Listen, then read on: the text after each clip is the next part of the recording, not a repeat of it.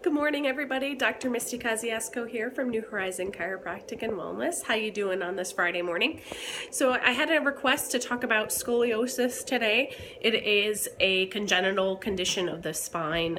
Typically happens at early adolescence. It's a congenital type of condition, which means that you are genetically predisposed to it or born with it. It's most scoliosis is what's called idiopathic, which means we really don't know what the cause is besides a genetic component. But what it does is it affects the curvatures, the natural curvatures of the spine. We're going to come again to Mr. Spiny over here, and so just to take a look again, if you haven't seen any of my previous videos, just taking a look at what the spine looks like from the side here. So looking at the side view, we should have three little natural curves here. One in the cervical spine, one in the thoracic spine, and then one in the lumbar spine into the pelvis. Those are normal. Those should be there. And then when you look from the back, so this is if I was looking at the back of somebody, the spine should be straight and should come straight down. So what a scoliosis is it's considered a lateral curvature of the spine, so almost a sideways curvature of the spine. It can happen to any of the three portions of the spine, or all. There are different types. There is a C curvature, there is an S curvature, which is, again, think of the lateral curvatures. It is what it sounds like. It's, a C curvature is most typical in the thoracic spine, which is the middle back, and it would kind of be, so the spine would be bending to either side there, or the lumbar spine, so you get lateral curve effect there. When you have an S curvature, these are a little bit harder to detect because they typically are not as severe and they level out a little bit more with your posture. So it's, so if your thoracic spine was going one way, curving outward, and then the lumbar spine was curving this way, unless it's severe, it's not as detectable without an X-ray. There are tests that I do to prevent this. You would see them in elementary schools, the test where you bend forward and check if there's a curvature there. And then that's how the initial detection happens between that and a postural analysis. That's typically how it's initially determined. I'm just going to come over here. I'm going to show you another little picture on my chart here for low back pain. So these are some types of scoliosis here.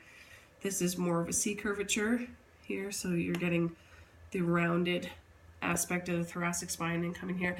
So what can happen with scoliosis is, again, typically it is a congenital issue. It happens, again, the idiopathic, we're not necessarily sure besides genetic component. The most times when it shows up is adolescence, as the body's changing, you're seeing the most growth, is typically the time where you would either visually see it or there might start to be some pain associated with it. So typically if a child isn't having sports injuries or highly active and not having chronic falls and injuries, it's not normal for a child to have a chronic back pain issue. So if that is the case, that's something that you'd certainly want to take them into their physician or into a chiropractor to be examined, because there could be a scoliosis there or another type of mechanical issue, as well as some underlying issues that aren't that don't have to do with the spine. So it's important if you do notice that your adolescent has some kind of chronic pain or anything, that you do get that examined. So what happens with scoliosis? So typically the progression of scoliosis, that curve, a lot of people say, oh, am I going to get older? Am I going to have a hump on my back?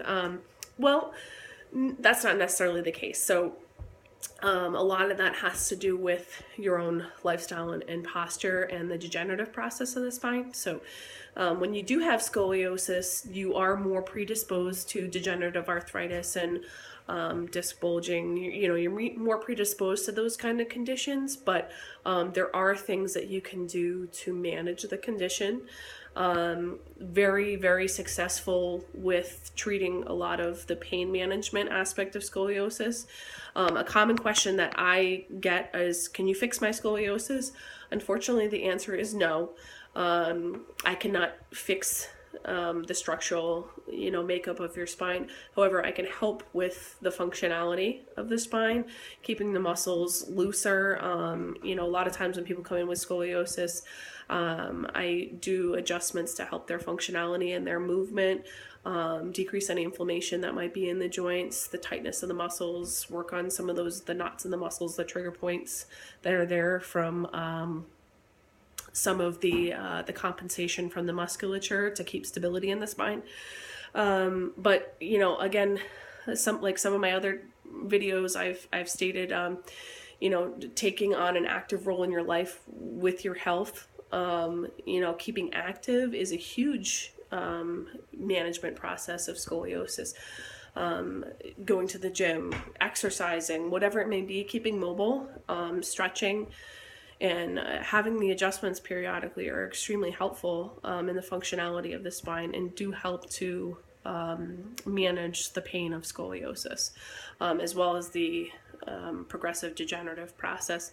Again, it's not 100% that I can help you with the progression of the degeneration or anything, but it certainly is a help to do and implement those types of things in your life. So, whether it be stretching, exercise,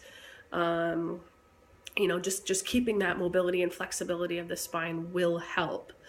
So there's certainly other things that I can recommend to help with it, condition, case by case basis, depending on how bad it is. But just wanted to give you a general overview of a very common condition that I see in my practice.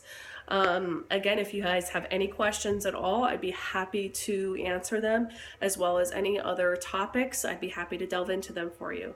Thanks so much for listening. Dr. Misty Kosciuszko, New Horizon Chiropractic and Wellness.